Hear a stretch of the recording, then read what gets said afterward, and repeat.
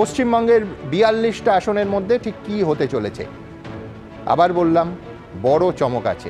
তার কারণ পশ্চিমবঙ্গের সি ভোটার বলছে 42টা আসনের মধ্যে এই লোকসভা নির্বাচনে বিজেপি পেতে পারে 23 থেকে 27টি আসন, তৃণমূল কংগ্রেস পেতে পারে 13 থেকে 17টি আসন, বাম কংগ্রেস জোট পেতে পারে 1টি থেকে 3টি আসন। আবার বলছি, যে রাজনৈতিক ছবিটা এই রাজ্যে সেটা অনেকটা পাল্টে যেতে পারে সি ভোটারের মতে।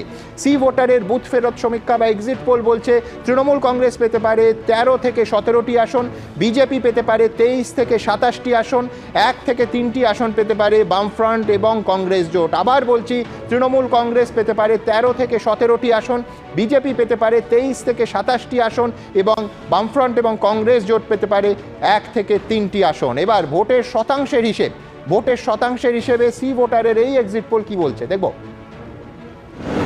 শতাংশের হিসেবে যদি আসা যায় তাহলে তৃণমূল কংগ্রেস পেতে পারে 41.5% ভোট, বিজেপি পেতে পারে 42.5% ভোট, বাম এবং কংগ্রেস জোট একত্রে পেতে পারে 13.2% ভোট, অন্যান্যরা 2.8%। আবার বলছি, তৃণমূল কংগ্রেস পেতে পারে 41.5% ভোট, বিজেপি পেতে পারে 42.5% ভোট, বাম এবং কংগ্রেস জোট হিসেবে পেতে পারে 13.2%, অন্যান্যরা 2.8%। আমার 8জন অতিথি এই মুহূর্তে স্টুডিওতে আছেন। আমি প্রত্যেকের কাছে সময়সীমাটা একটু কমিয়ে একেবারে একটা যেহেতু বড় ধরনের চমক এবং রাজ্যের রাজনৈতিক ছবিটা সাধারণভাবে গত লোকসভা নির্বাচনে বা তার আগে 14 বা 19-এ যাচ্ছিল তার থেকে অনেকটা পাল্টাচ্ছে, আমি দ্রুত প্রতিক্রিয়া প্রত্যেকের কাছে 1 মিনিট সময়ের মধ্যে প্রত্যেকের কাছে নেব। বিশ্বনাথ চক্রবর্তী, বাস্তবে সম্ভব? প্রথমেই বলবো যে এক্সিট পোল, ওপিনিয়ন পোল কোনো বৈজ্ঞানিক 100% ভিত্তি নেই।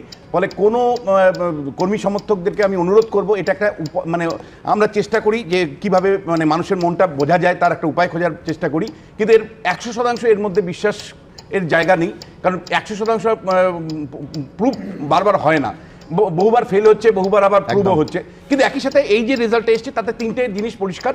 একটা হলো হিন্দু ভোটের পোলারাইজেশন বিজেপির পক্ষে 54% ছিল 2021, সেখান থেকে বেড়ে 62% মতন আসছে। দ্বিতীয় যেটা মাইনরিটি 91% তৃণমূলের পক্ষে ছিল, প্রতি 100 জনের 91 জন তৃণমূলকে সমর্থন 21 সালে করেছিলেন, সেখানে একটা স্প্লিট অবশ্যই হয়েছে।